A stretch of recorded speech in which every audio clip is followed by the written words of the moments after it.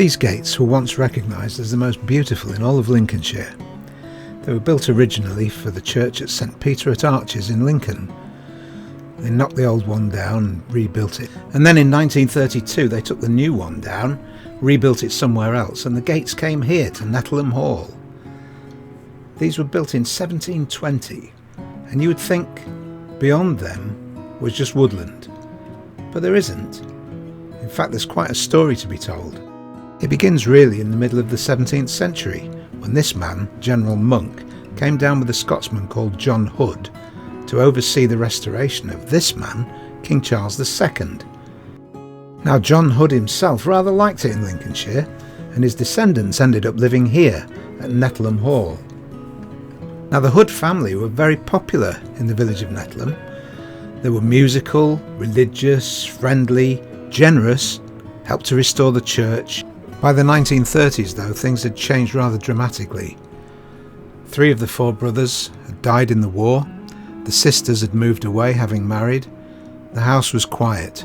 Grandmama, wintering in Italy, wasn't there. John Hood, the only surviving boy, was in the RAF at Waddington. The house needed to be lived in. Enter Geoffrey Hornblower Cock, of the Cock family from Shrewsbury, a family of tanners. Now the Cocks did not add the 4th quadrant to that C, quietly change their name to Cook and slink away into obscurity. Oh no.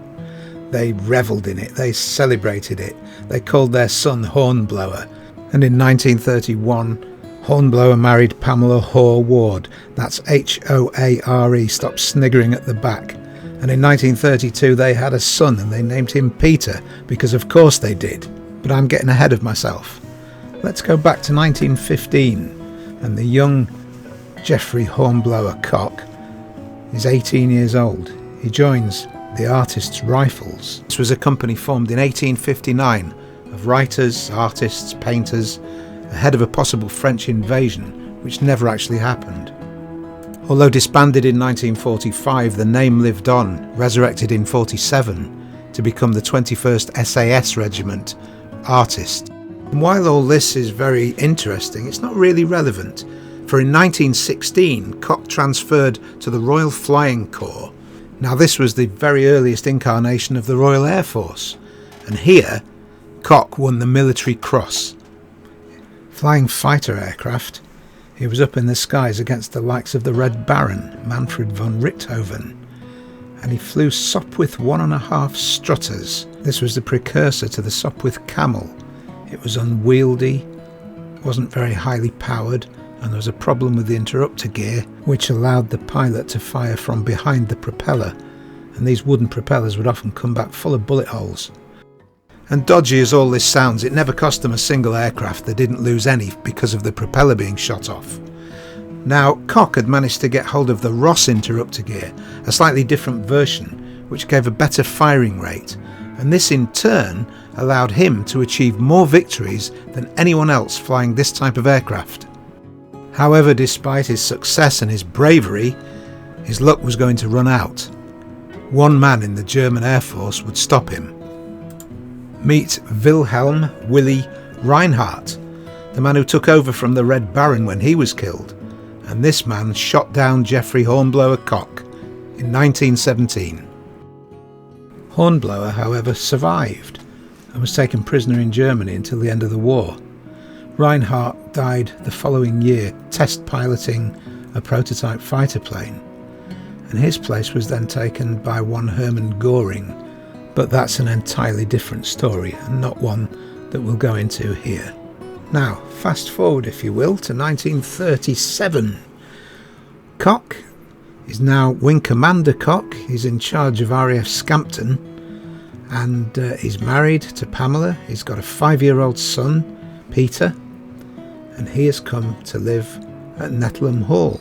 Now he's renting this property from Pilot Officer John Hood, whose sister-in-law was Christabel, previously Hoare, and Cock's wife was Pamela Hoare Ward, so there may have been a family connection and they may have been known to each other in that way. However, I digress. It's 3 o'clock in the morning on the 1st of March 1937, and young Peter, asleep in his cot, wakes to find his room filled with smoke. Now, if you're 5 years old and your house is on fire, who better to have as your father than one of the bravest men in England, if not the world?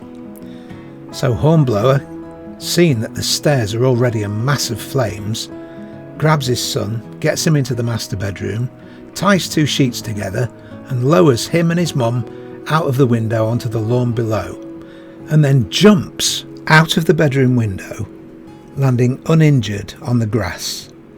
And if you don't think that's much of a feat, just look at the height of those ground floor windows, and he's on the first floor in the bedroom. That was quite a jump. Over the next few days, newspapers across the country carried the story. The Liverpool Echo, the Nottingham Journal, the Rutland, Leicester and Stamford Mercury. They talked about the bravery, the lucky escape, and the terrible losses of antique furniture, old masters, irreplaceable artefacts. And here it stood, never to be restored. Mother and son had run round to wake up Bill Dawson, the gardener, at his cottage. Father had gone round the back to rescue the 2 maids they thought were trapped.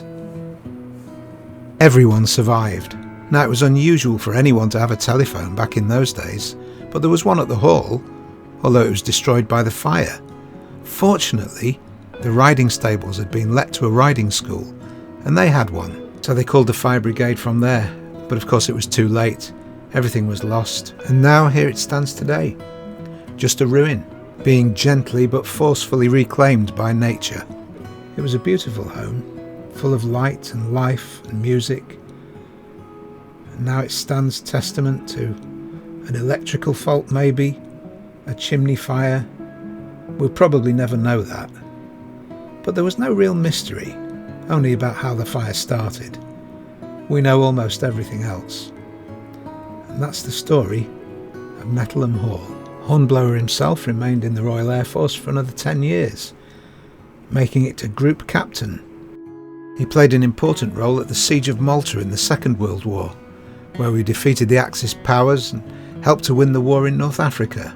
He died at the age of 84 in Belford, Northumberland, in 1980.